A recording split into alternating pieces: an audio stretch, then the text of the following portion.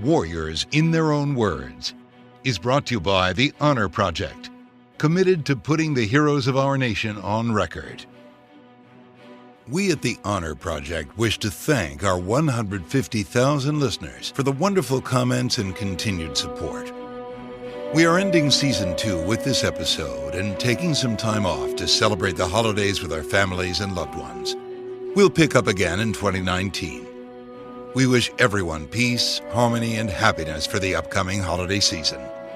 During this time, we hope you'll listen to any episode you may have missed, and if you like what we do, please recommend our podcast to anyone who may enjoy these remarkable stories.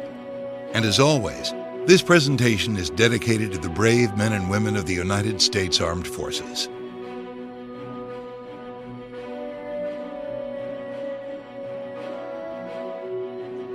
Charles L. Phillips was a 26-year-old captain in the U.S. Army Air Corps, piloting B-29 bombers in the Pacific Theater during the final years of World War II. He was awarded the Distinguished Flying Cross for his heroics during the strategic bombing campaign over Japan. We interviewed Charles Phillips in 1991, and he told us remarkable stories, beginning with forming his flight crew during training in Texas.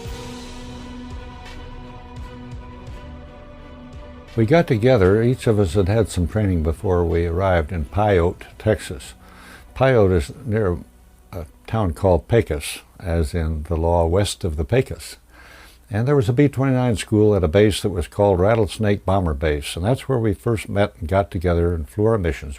We flew a few missions in B-17s, which was quite a different airplane. The B-29 had tricycle gear, the B-17 had a tail wheel and some more conventional old-style landing gear. And it flew differently. It just had less power, and it had a sort of a wide chord wing, whereas the B-29 had a short chord and a long span wing. The B-29 was a lot more efficient and more responsive on the controls, I thought, than the B-17 was, although the B-17 was a grand airplane to fly. Getting the crew together, the importance was getting crew coordination and crew discipline. We had to learn to say only the right words over the interphone, to keep one another informed, to do what we were told to do, that sort of thing.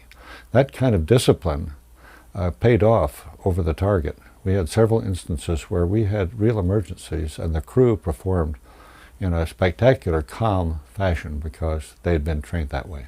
And let's just talk about the B-29 and what made it so advanced for its day. The B-29 development started before World War II. Everybody knew that we needed a long-range aircraft to deliver bombs either to the Orient or to Europe, to the targets that were deep in Europe. And so the planning began, and Boeing won a competition and went to work on the development of the B-29. And what made it so outstanding was that it was a low-drag aircraft with all flush riveting. The drag of the B-29 equaled the drag of the B-17, which was a good bit smaller, as you know. And the aircraft was pressurized. It had a pressurized crew compartment up in the nose, and then behind the aft bomb bay was another crew compartment where the gunners operated by their sighting blisters, and finally the tail gunner was also in the pressurized portion of the airplane. There was a tunnel that connected the forward and the rear crew compartments that helped maintain the pressure throughout the airplane. Then the gunnery system was very modern. Previously, the gunners had had to operate within the gun turrets and handle the guns themselves. With the B-29, they were remotely controlled by a computerized gunnery system. I know computer is a word that makes people wonder when you think back to 1944 and 1945, but it was a General Electric computer that calculated the lead for the gunners in those remotely controlled turrets. There were many other features. It had a double turbo supercharger. One provided for cabin pressurization, and the other provided for the pressurization to the carburetor that was needed in high altitude flight. And they were both very effective. A tribute to American metallurgy, incidentally. In the spring of 1944, B-29 super fortresses were deployed to India and China in a bold plan called Operation Matterhorn. The Chinese operation was a nightmare of logistics. Everything that was used by the B-29 from those remote bases near Chengdu, China, had to be airlifted over the Himalaya mountains, the tallest mountains in the world. We called it the hump. And we're talking about spare engines, bombs, gasoline, spare parts for the aircraft, ammunition, everything had to be brought in by airlift so that they really didn't fly too many missions. Most of the time was spent in preparing for the mission until they could finally get enough resources where they could send the aircraft out. And it was just a nightmare of logistics. Everybody that had anything to do with that operation agrees on the fact that it was just about impossible. So as soon as an airfield could be prepared on the island of Tinian, General LeMay ordered them to relocate from where they were, close down the CBI operation, China, Burma, India operation, and come on over to Tinian, where they became the fourth of 5 bomb wings that operated from the Mariana Islands up over Japan.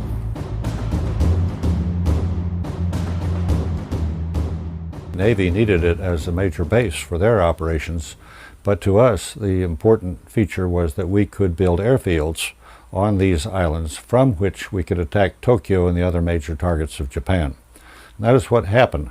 Even before the islands were secure, the construction people are in there moving coral, tearing down hills, manufacturing hard stands and runways and taxiways, and we got our airfields. They prepared on each of these airfields, there were 5 of them, 8,500-foot runways, which are pretty modest by today's thinking, but that's what we had, and we used most all of that footage on these heavyweight takeoffs. The B-29 would weigh 70 tons, 140,000 pounds, and you always hoped that every one of the engines would perform well because the takeoff was the most critical part of the entire mission. So let's talk about the first bombing runs, when you had the long distances incurred and the high altitude bombing, just a typical mission profile. Well, even the nearest base was 1,300 miles from Tokyo, so that meant a 2,600-mile round trip. The early missions were made in formation. They were all made in daylight. They would have to form up in formation. They would have to climb to pretty great heights, like above 30,000 feet, and then work their way into the target. In the early days, the first mission was flown on Thanksgiving Day of 1944, and what they didn't realize is that over the latitudes at which Japan is located, there were these great high-altitude winds blowing. Today, we know them as jet streams, but in those days, they didn't know what a jet stream was. All they knew was that if they went into the wind, they would practically never get to the target. If they went downwind, the Norden bomb sight couldn't handle the speeds, the ground speeds of the airplane. If they went crosswind, they got some drifts that were just about impossible to cope with. So the result was that they didn't hit a whole lot of targets real accurately in the early days, until later General LeMay came along and he saw what was happening and brought us down to a much lower level. The formation was, in daylight, it was a typical formation, would be 9 aircraft with a leader and a deputy leader, and there were little groups of 3s, 3 groups of 3. And the closer that they could fly together, the better they could defend themselves from fighter attacks. In the high altitude attacks against Japan, the Japanese fighters had a terrible time because they couldn't keep up. They had to loiter out ahead of the formation and then make passes that would take them into the next formation and on and on. They could not make a tail chase and hope to catch up with us. B-29 was just too fast for them. But later, as the bombing altitudes came down, the Japanese fighter performance went up, and they began to give us fits at the lower levels. Let's get into LeMay. What were your impressions of General LeMay? General Curtis LeMay was a leader for his day. He proved that in several different ways. He took the 305th Bomb Wing to England, and he developed some tactics there that were made standard in the 8th Air Force operation over Germany. One of them was a box formation for defensive purposes, and the other one, which startled everybody but worked real well, was the straight and level bomb run. Everybody thought they were all going to get killed when he did that. But he realized that the Norden bomb sight would not work properly if you sashayed all over the sky. You had to have a straight and level bomb run if you hoped to have accuracy. And so he insisted on that, and it worked very well. And of course, he brought that to the 20th Air Force in the Marianas. He was a stickler for training, practice, practice, practice. And he had us practicing all kinds of things. Formation flying, we did formation practice that doesn't show up on the combat record at all. We had to go out and practice formation. He knew that a straggler was a surefire customer for a Japanese fighter attack. And he insisted that the guys learn to fly formation and fly it well. But he also knew the tactics. He knew the defensive firepower of the Japanese. He seemed to know the fighter aircraft capability and the pilot's capability. Japanese fighter force had been worn down by the South Pacific campaign, where they took on our P-38s and the bombers and other the Navy fighter aircraft in that part of the world. And they didn't have a whole lot left in early 1945 when General LeMay came on the scene. He was a great leader. I believe he is acknowledged to be the real bombing expert of his day. He understood the problems, and he had us performing in the way that he knew would be best. And we finally got to where we thought that way. At first we thought he was going to have us all killed when he brought us down to below 10,000 feet for bombing.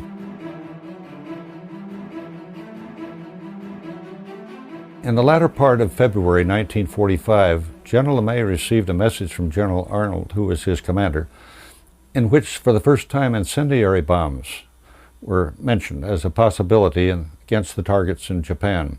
He put this together with the knowledge that we weren't bombing accurately at high altitude, and came up with a brand new notion for the U.S.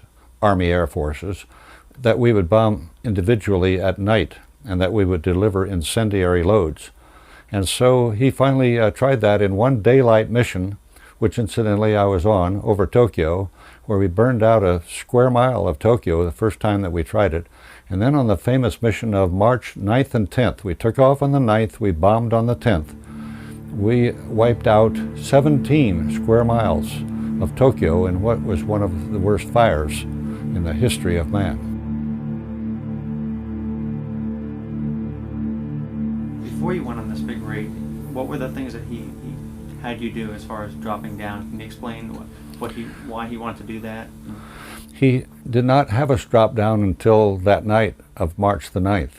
That was a brand new notion that came into the briefing for that mission. I can remember that briefing because we all sat in a big Quonset hut, and when we heard the bombing altitudes, at first there was a silence throughout the hall, and then a great gasp from all of the crew members as they realized what they had just heard. I myself was directed to bomb at 7,800 feet on that first Tokyo mission. Others were bombing at lesser altitudes than that.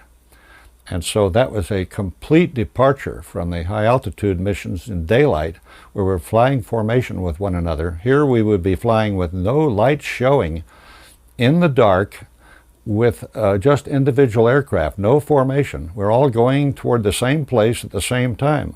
On that first mission, there were 300 B-29s, which took off from Guam and Tinian and Saipan, all heading for a gigantic cross that was laid by the Pathfinders before we got there. The Pathfinders took off about 55 minutes ahead of the rest of us and drew a great cross of fire, made out of fire, like an X, on the ground by dropping their bombs along two intersecting lines, which would form a cross on the ground. When we came along, our job was to enlarge that cross into a general conflagration, a huge fire. And that is what took place, to the extent that, as I said, 17 square miles were burned out on the first night. We saw pieces of houses like windows and doors made from bamboo, which were common to the residential structures in Tokyo, actually going by the airplane at around 8,000 feet. And later, some of those particles were found in the air intakes of the engines. So we knew that this gigantic fire was, with its updraft, taking heavy materials like bamboo up to our flying altitude.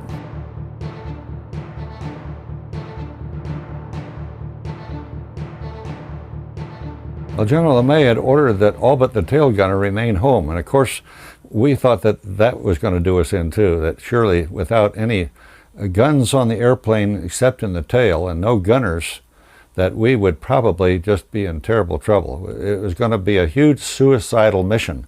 But what we didn't realize was General LeMay had figured out that the automatic weapons, such as machine guns, would not get to our height, and that the fuses for the anti-aircraft couldn't be cut that low.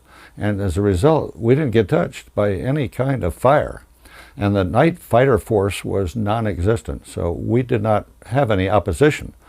The dangers were from collision. The dangers were from the turbulence which existed over that city that night. The turbulence was just as terrific as I could make it sound. I've never been in worse turbulence in an aircraft anywhere that was stronger than that night, March 10th, over Tokyo.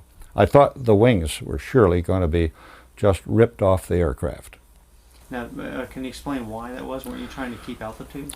We were trying to keep altitude, and this is, as I think back on it 46 or so years later, the bonfire that was going on down there on the surface was throwing heat upward and parts of houses, as I said, upward. And incidentally, the odor was overpowering because we could smell everything that was happening on the surface, even in our pressurized aircraft. But the turbulence was from that heat rising. Now, can you imagine we were in the airplane with max continuous power? That means the engines were operating at their full force except for takeoff. Max continuous means you can continue that power indefinitely. And we were dragging about 2,200 horsepower per engine. That's like 8,800 horsepower for the aircraft. The aircraft was moving right along at that weight, even though we had a complete load of bombs. Now, with this updraft, suddenly the airspeed started to increase. Now, right below the airspeed meter on the pilot and the co-pilot's instrument panel is a red placard which says, "Do not operate over 300 miles per hour indicated." I'm looking up and seeing the airspeed meter reading 350 miles per hour. I'm 50 miles an hour over the placard speed. There's only one thing I can do. I started to pull the power back so that I could maintain my altitude. But I quickly found that even though with all four throttles back at idle, this aircraft is going up 2,000 feet a minute and the speed is increasing. And so I had to allow the airplane to keep climbing to keep from ripping the wings off the airplane. We had at least one airplane in our squadron, which I'm sure was lost because of the pilot's effort to maintain his altitude in the face of that terrible turbulence. And the wings did pull off. The aircraft was seen in 3 major parts as it went down over the target that night. He was just trying to keep altitude? Trying to keep altitude. They got rid of the gun turrets to make weight for more bombs. And he was afraid that you'd be shooting at each other. Can you talk about that? Yes, that was one of the alarming things about the briefing at the mission when we learned that the gunnery system would be carrying no ammunition and the gunners would be staying home. The only thing we had was 2 scanners. A scanner is a guy in the back of the airplane that can tell if the landing gear is down what the position of the flaps are. So these people were left at home, and of course that was alarming to us because that meant we weren't going to be able to shoot at anything. If there were any fighters around, we're just going to have to mill through it as best we could. But we did have a tail gun, a tail mount with ammunition so that they could fire, the gunners could fire at anything that would come up on the rear. But that was a pretty alarming element of the mission too. The most alarming was the possibility of collision. Milling around in the complete dark, 3 o'clock in the morning, we couldn't see any of those other 299 B-29s, and we knew they were all around us. We just knew they were, but you couldn't see a one of them. And it was just a kind of an alarming situation. But we got through it okay, and as far as I know, there were not too many collisions at all. And then tell me, what was LeMay's reason for leaving the gunners? Well, his reasoning that we learned later was that he was just sure that the gunners would be shooting at other B-29s. He didn't think there would be any fighter opposition. He thought we would be taking them by complete surprise, which it turned out that we did, because no fighters showed up at all.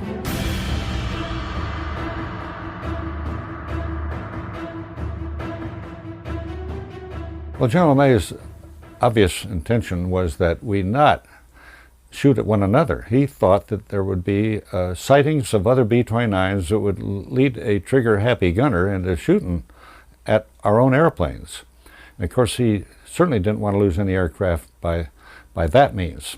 He correctly foresaw that there would be no defensive fighter present, no presence of Japanese fighter aircraft that were equipped to fly at night and do a number on us at night. And so we saw none. There were no reports of sightings of fighters on those first nights. Later on, some of the fighters began to come up, and they seemed to become better organized in their defense. But at first, he correctly foresaw that there wouldn't be any problem except maybe shooting at one another, and he certainly didn't want that to happen. So how much weight was displaced by leaving the ammo in the guy's home, and what did that allow for? I don't have an exact recollection, but it could be measured in thousands of pounds, and it would be a significant amount. General LeMay's objective was have the bomb bays as full of bombs as you could get, and on those 5 missions in 10 days that we flew in early March, each bomb bay was as full as you could get it. What he cut down on was the fuel load. Now that was also an alarming situation, because some of the fellows were just certain they would not have enough fuel to get back home again.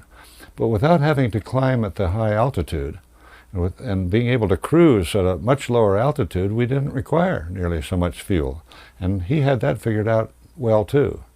In fact, before we were through, we thought General LeMay was the ideal leader for the 20th Air Force, and I'm sure everybody would agree with that statement. So, and LeMay, how big a gamble was this for him in his career? Well, his whole career rode on it. He purposely did not inform General Arnold, who was his boss in Washington, D.C. General Arnold retained command of the 20th Air Force from Washington as a member of the Joint Chiefs of Staff, and he did that with the approval of the Joint Chiefs. It was quite a departure, the only command that operated that way in World War II. But his field commander was General LeMay, and General LeMay figured that if this thing worked, fine, but if it didn't work, he did not want any of the blame to fall on General Arnold, so he just went ahead and did it. And it turned out beautifully. He got all kinds of compliments, of course, from General Arnold and the world before he was through.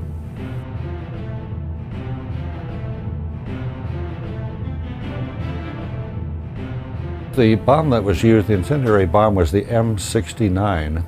This was dropped from the bomb bay in such a way that at about 1,000 feet or so, it was set so that bands holding the bomb together would release, and then it would turn into what we called 38 bomblets, or little bombs, that were filled with napalm, and whatever they hit, they ignited. They stuck to, and they burned and burned and burned. So that was how the incendiary fires were set. The M69 was a very recent development. It had been developed only shortly before we used it in that campaign against Japan.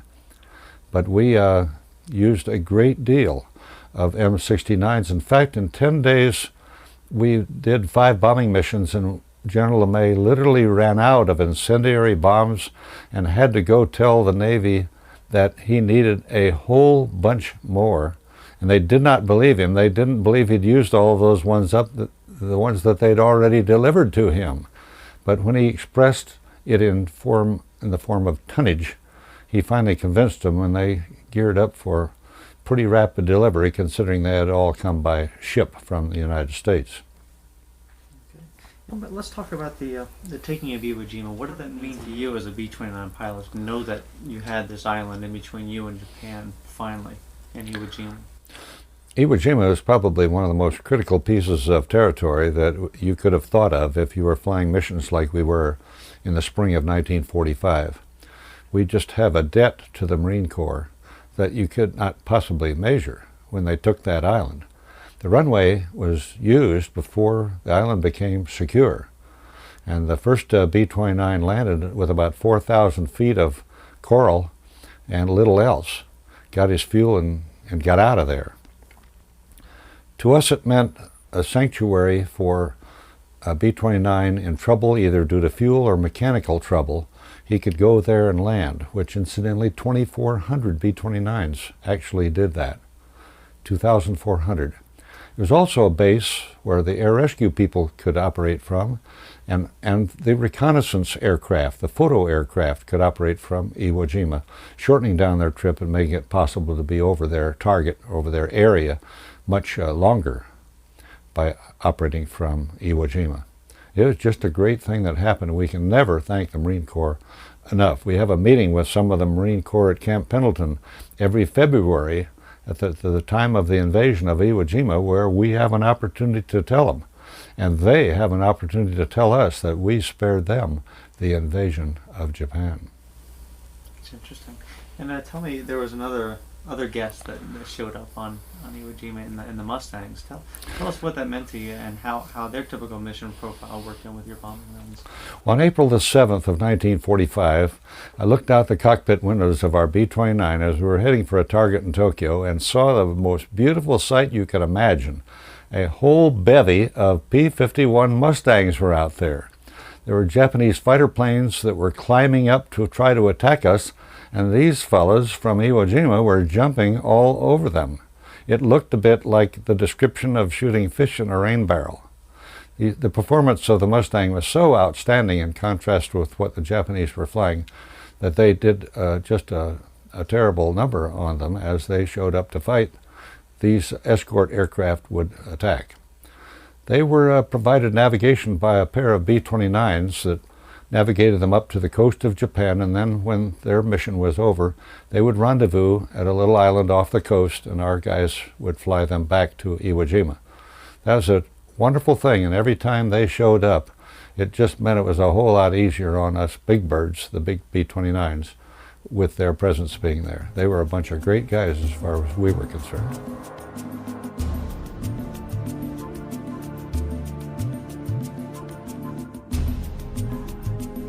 What would the typical scenario when you're crossing the coast of Japan? What did you run into first? Was it flak or fighters?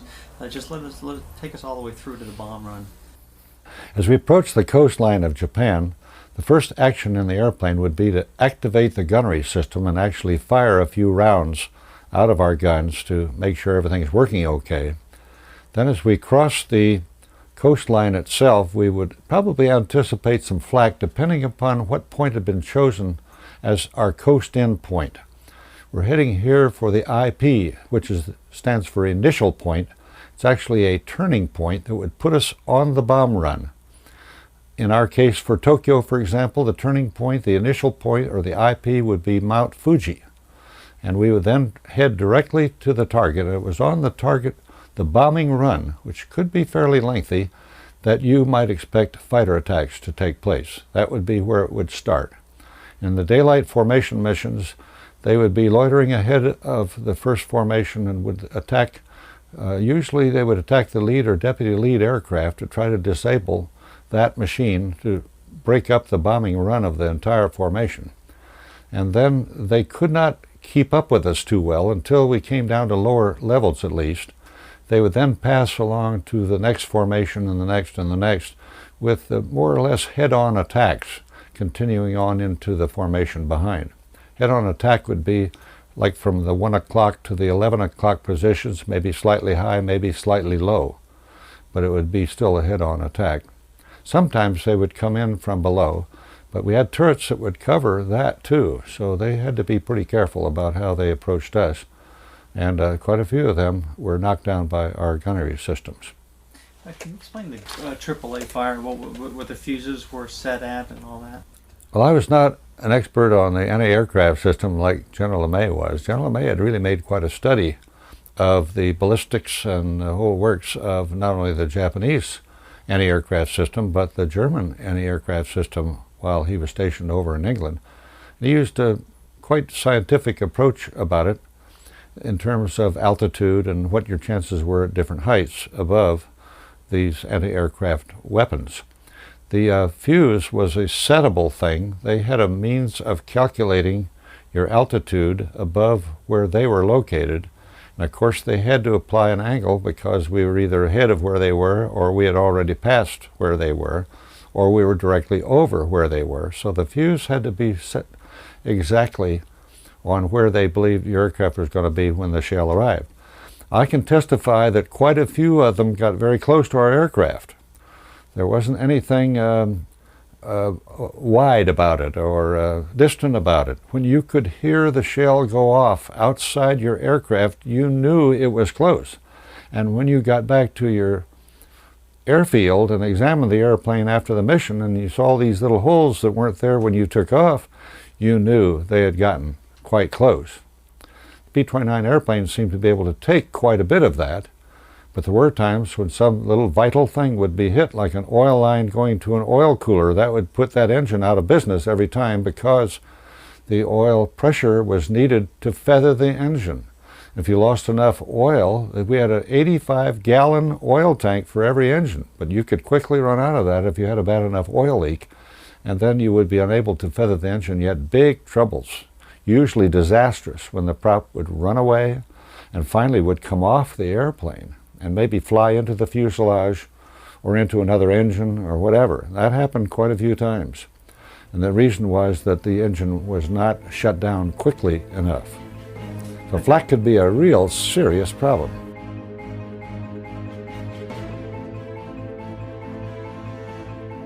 Flak was a shell, obviously, that was fired by a heavy weapon, like 120 millimeter or whatever, and it would have to arrive at the altitude of the aircraft at the time the shell would get there. And it was quite a mathematical problem to score a hit.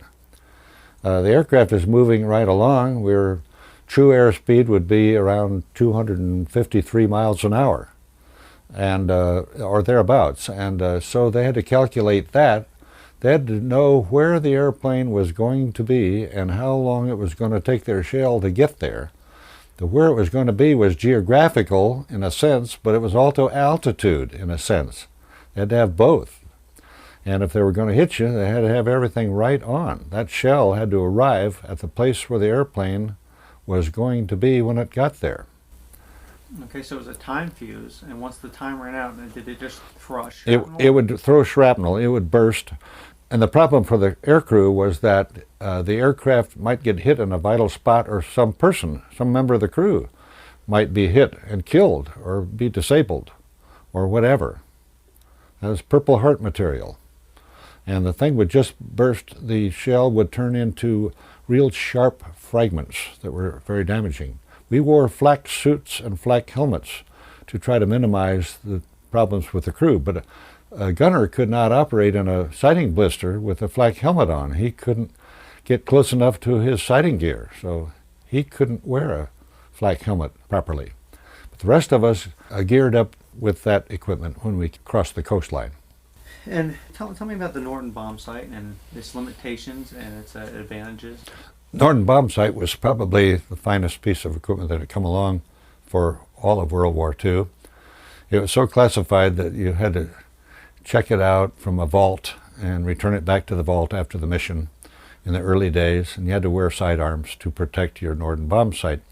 It could solve the bombing problem, and it was a matter of gyros and working synchronous equipment that would allow the bombardier to sight a building through a telescope. He could actually see the corner of a building like a factory, but he had to be able to identify it, and he did that with target study before his mission. He would sight on what he felt was the primary target, and then the bomb sight would coordinate the speed of the aircraft to the point where it reached the bomb drop spot, and the bombs would automatically depart the bomb bay. Sometimes bombs were dropped in a sequence set by an intervalometer, which allowed several seconds spacing between the bombs. That was the case with the firebombs. There was a certain amount of space that was set. In the early Tokyo mission, it was 50 feet. The bombs were dropped so that they would hit 50 feet apart and maximize the fire that way. One of Phillips' last missions was on August 6, 1945, the same day the atomic bomb was dropped on Hiroshima. During the air battle, he was forced to ditch his B-29 into the sea.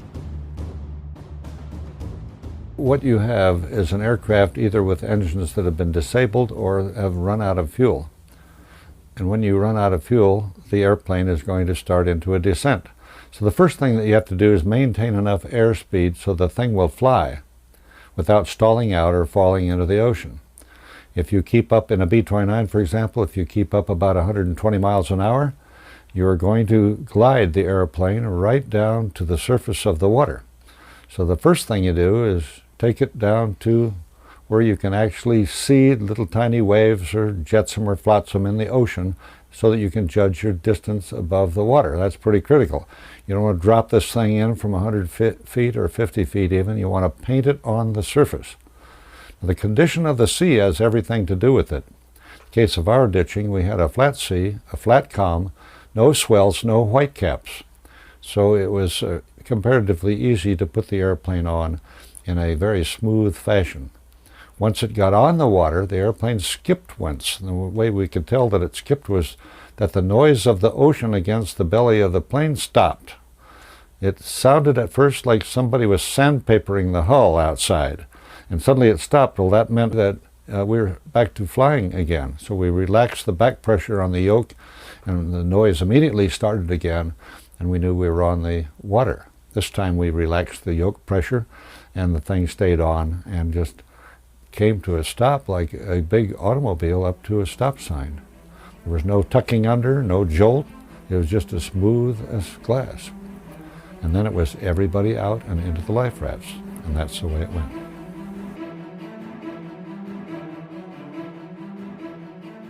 Was the B-29's radar effective? The B-29 had a radar that we call the APQ-13. We had a radar operator as the 11th man on the crew. This radar served two purposes. One was for navigation. It would show land and water contrast quite well. And it was also used for bombing. If you got to your target and the place was covered by clouds, usually the targets in Japan were close enough to some kind of water that you could establish an intelligent water-land contrast and hit quite close to your target. We got pretty good at that toward the end of the war. And did you ever run into any Japanese electronic countermeasures or anything of that sort? I don't remember any electronic countermeasures at all. We did drop some chaff, which is foil, cut to certain lengths to try to defeat their defensive radar. There was no electronic countermeasure that I can remember at all as we know it today. But the radar worked quite well, and we were pretty free to use it without worrying about enemy action to void the radar. Mm-hmm. And did your whole crew make it intact?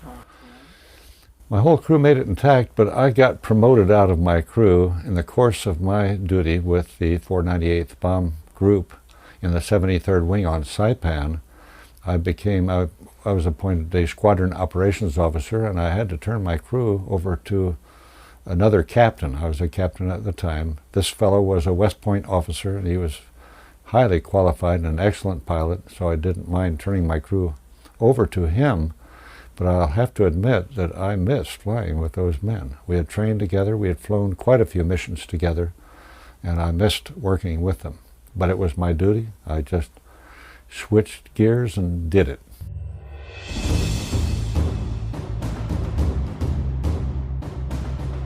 "45 years after the end of the war, Charles Phillips attended a moving reunion at the Plains of Fame Air Museum in Chino, California.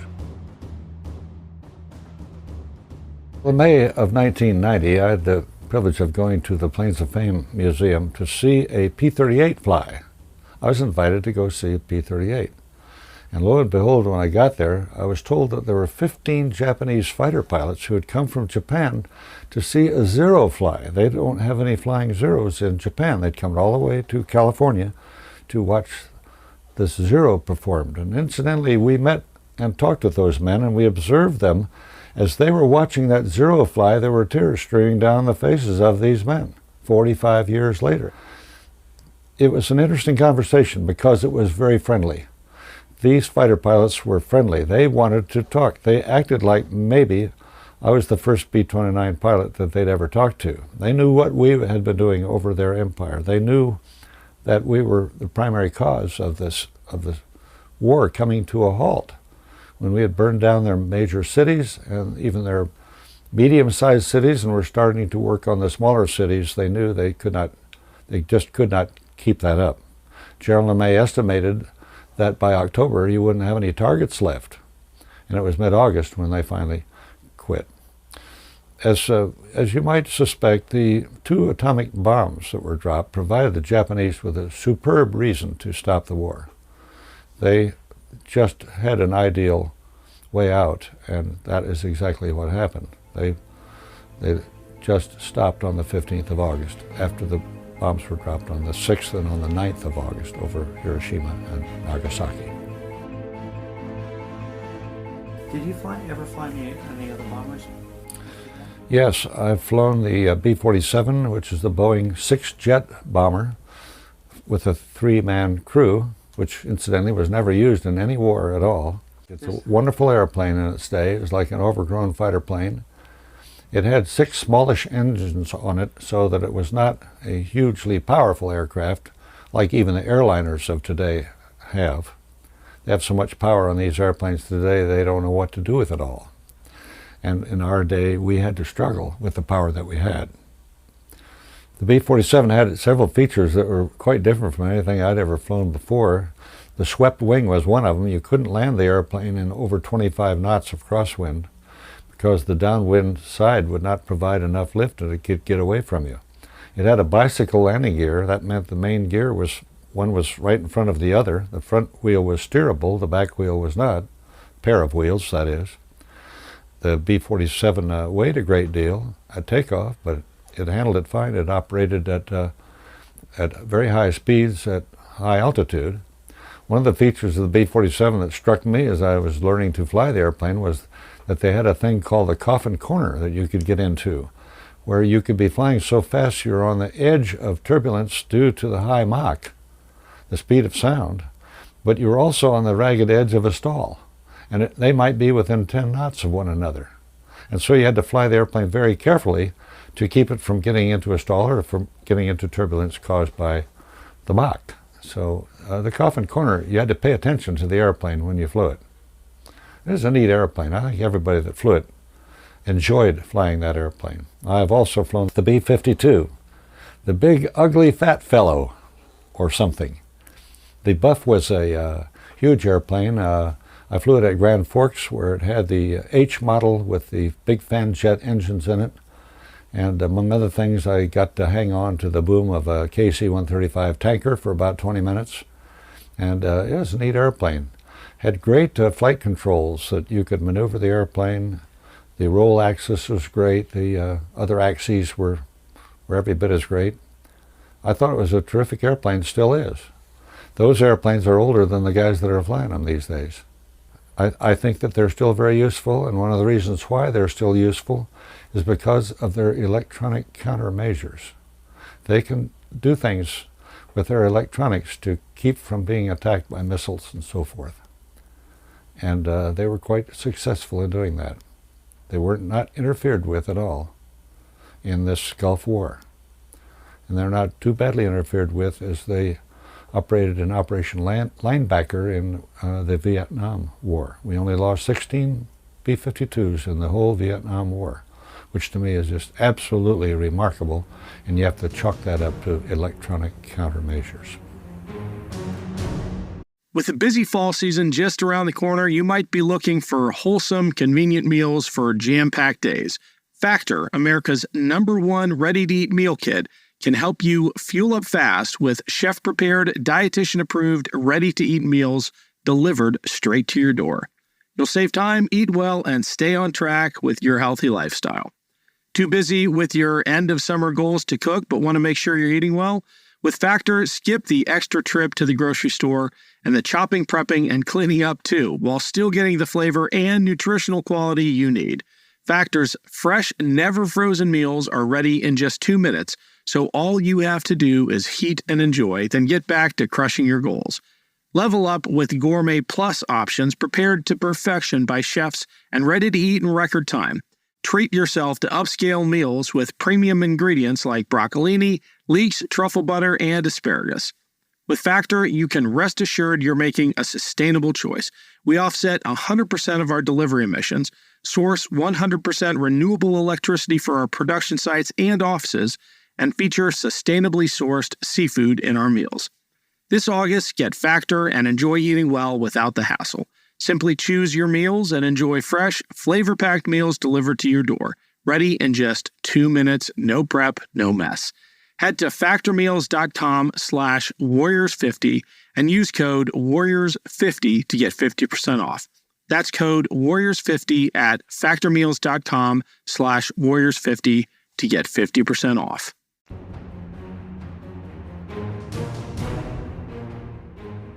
The B-52 has a crew of 6, a couple of pilots and a couple of observer-type navigators that operate the radar and handle the bombing problems. And then there are 2 other crew members. One of them is the tail gunner. He operates a remotely controlled mount back in the tail. And the 6th person is an electronic countermeasures person. He is the cat and mouse person on the crew. His mission is to defeat the enemy radar and make it so that it will not operate correctly, so that they will miss their target. And we also have other aircraft that help. They're electronic countermeasure aircraft that are designed and built to help defeat the enemy radar, the gun aiming, the gun pointing, or the missile pointing devices of an enemy. But the B-52 can take care of itself pretty well. It has considerable power and many, many options that this ECM operator can use to defend against the enemy. Was it one of the first ones that had ECM as part of the designing built in? I'm not actually positive of that, but I feel like the B-52 probably was the first to come along that really had a crew member that was set up to operate. And of course, this has been going on for years. The B-52 is quite an old airplane. But it's also been developing through the years so that it has gotten more and more efficient as we go along. Okay. Is there anything you feel we may have missed on the B-29? Or? I might say that the B-29s were operating when we finally got the guys over there in the 58th Wing into the Marianas Islands. It was a beautiful place to fight the war. It was about 15 degrees north. It was tropical. The guys could swim on the local beaches and get suntans. And when you weren't out flying the airplane, it was a very comfortable place to live in the Marianas Islands, as Guam is today. And that was a kind of a refreshing feature that we didn't really learn until we got there and found out about this place called the Mariana Islands. I was on Saipan. We had many fine beaches there. It was like a recreational facility. It's a tourist place today. Most of the tourists are Japanese, but they come there because it's a fine recreational island. Can we just go through the B-17, the handling characteristics and what the crew was required to do, different crew positions? And that it was a flying fortress. I mean, they had guns everywhere. Okay, the B-17, the Flying Fortress as it was called, was built by Boeing, had a crew of 10, a couple of pilots, a navigator, a bombardier. It had a flight engineer who was also a gunner, had a radar operator, and gunners in the rear of the aircraft, including a tail gunner. The 2 gunners at midships behind the wing were called waist gunners. The feature about the B-17 that was quite different from the B-29 was that the men climbed into the turret and were actually there with their hands on the guns. They could swivel the turret and they could make their guns move up and down so they could get a bead and do a lead really on an enemy fighter, but they had to be inside the turret to do it. All the ammunition was in the turret, and it was just quite a different proposition with what came along in the B-29, where the turrets were remote and were handled by sighting devices located in the blisters. The bombardier used a sighting device right up practically next to the Norden bomb site, and he could fire the guns forward, straight ahead or out to each side of the aircraft. We had an interesting thing happen. The one B-29, as it was over the target, suddenly the crew began to hear the aircraft whistle. And it whistled and whistled, and as they came off the coast of Japan, they started to check all through the airplane to see if they could find a hole in it, like flak would make, or like a bullet hole from a fighter might make. If they could find the hole, they could take an old rag and stuff it in the hole and stop this thing from whistling and maybe maintain their cabin pressure. But they seemed to be maintaining cabin pressure okay. When they finally got on the ground back at Saipan, they found out what made their airplane whistle. They counted 36 holes in the number 2 propeller. And one of the interrupters had failed in one of the upper turrets, and they had just about shot out their own propeller. It didn't make it fail. It still ran fine, but it whistled all the way back 1,300 miles from Tokyo to Saipan. And that was their own gun? Their own guns shot those holes in the number 2 prop because a thing called an interrupter in the gun turret had failed. That's supposed to keep them from shooting their own props out. The other 3 were working fine, but not the turret that shot out the number 2 propeller.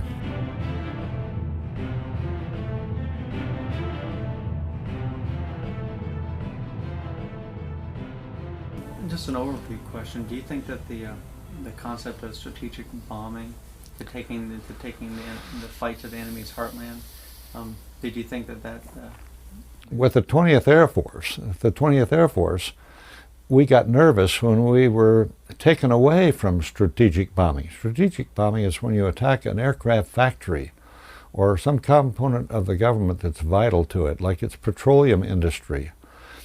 In April of 1945, General LeMay was directed by General Arnold to deviate from strategic bombing and go after certain airfields on the island of Kyushu, which were launching kamikaze, the suicide pilots, against the Navy down in Okinawa. And they were taking some heavy losses from these aircraft that were being launched with a view to just diving them into a U.S. ship. What we did is we went up and provided craters all over their airfield, and General LeMay thought we ought to be doing some stuff that was a lot more important than cratering these airfields, but he still did what he was told, and we made several missions. Some of them turned into real air battles. Japanese moved some of their air defense down to Kyushu to defend their kamikaze airfields. And it got hairy. We lost some airplanes. We were bombing at medium altitudes, about 15,000 feet or so. We would put bombs into the airfield that were rather insidious. They had up to 30 hours of delay in their fuses. Some of the bombs would go off like right now, and others of the bombs would sit there in the airfield and would be delayed until anywhere up to 30 hours later, at which time we could be back with another load, you see. And so, and you couldn't defuse these bombs. They were designed by the Americans in such a way that you could not back the fuse out of the bomb without its going off. So you couldn't touch the bomb. It just lay there on the ground, and they had to work around them. And of course, they were pretty good at repairing their own airfields. And they could move their airplanes away from the airfield, actually down little roadways or whatever to spare the aircraft. So how effective those missions were is a pretty good question. That was not strategic bombing, but it certainly was felt to be supportive of the U.S. Navy. And did you ever consider, as a pilot on a bombing aircraft, did you ever consider the human cost of what was going on down, and how did you rectify that within your own mind? I suppose we thought of it from a very personal standpoint. We thought of our crew as an element. There were 11 of us in the same airplane together, usually 11. Sometimes a 12th person would go along. But the cost we thought about was in terms of those people manning that aircraft. Then there would be a formation in the daylight, and you saw all these other aircraft around you, and formations well ahead of you, and you knew there were formations following you. There were thousands of men involved, and they were part of what was at stake. But then you could not help but sympathize with the people on the ground. There were thoughts about the folks on the ground and what they had to be suffering. In our first firebombing of Tokyo on the 10th of March in 1945, it was so bad that many Japanese themselves properly figured that it was the beginning of the end for them. In Tokyo itself, there were 84,000 casualties, deaths, resulting from that first big fire that we set. That was a horrible thing. That's more casualties than there were in Hiroshima. And did you follow the Gulf War? And tell me, I'm sure you did, but tell me what you thought about today's bombers in relation to the ones you had, the smart bombs. And what were your impressions watching what just happened? I think everybody watched the Gulf War right in our living rooms. It was amazing, astounding. And many of us didn't dream that we had weapons of the smart nature that it turned out that we did. I thought that when you could put a hole through the side of a building of your choice and put the second missile through the hole, then you had really done something. I think that we've never seen anything like it in the history of aircraft. There was such a comparison between what we saw in the Gulf War and anything that happened in World War II. We did our best with the Norton bomb sight, and it was extremely accurate as long as you didn't have factors like high winds that would disturb you. If the bombardier could see the target and synchronize on the target, you had an excellent chance of destroying it with a formation of 9 or 10 aircraft. But in the Gulf War, we saw individual aircraft going in and just devastating their communication system, the radars, the coordination, and many targets that we probably don't dream they hit. And it was all done like with the precision of a brain surgeon. That's the way I looked at it. After the war, Charles Phillips went on to serve in Korea and Vietnam. He retired from the United States Air Force as a colonel. In 1995, he wrote a riveting book about his World War II experiences titled Reign of Fire, B-29s over Japan, 1945. Colonel Charles L. Phillips, Jr. passed away in 2003. We hope you've enjoyed this presentation of Warriors in Their Own Words. This program was created and produced by the Honor Project, Heroes of Our Nation on Record, narrated by Bill Ratner. This production is copywritten by Heroes of Our Nation on Record, Incorporated. Any unauthorized broadcast, public performance, or copying is a violation of applicable laws.